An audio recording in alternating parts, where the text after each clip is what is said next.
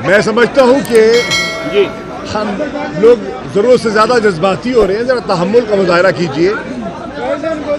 मैं समझता हूं कि वो कोई ठोस दलाइल न दे सके।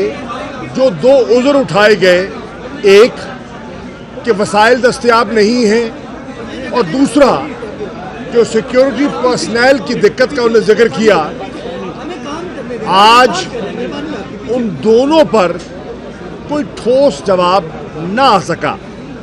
और असद उमर साहब ने भी मावनत की, फैसिलिटेट किया और अपने तजर्बे से as finance minister, as planning minister उन्होंने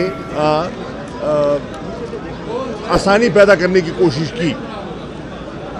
मुझे ये भी हैरत हुई आज ये देखकर कि पीडीएम की जमातों ने जो एक एलामिया जारी किया, उन्होंने उसमें पूरी कार्रवाई के बायकॉट का ऐलान किया और फिर आज उनके जो वकला हैं उसके बरक्स वक्त मांगते रहे और आर्ग्यूमेंट्स की उन्होंने पूरी कोशिश की।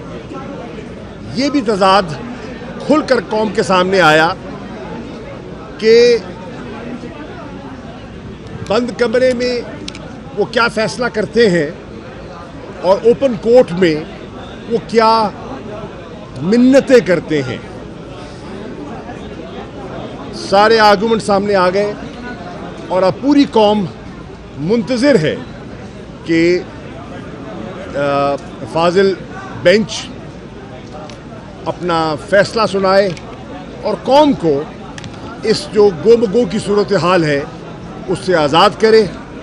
हम पाकिस्तान के लोगों पर एतमाद करें, भरोसा करें और उन्हें मौका दें कि वो अपनी राय का इजहार करें और पाकिस्तान को इस मुश्किल से बाहर निकालें। शुक्रिया।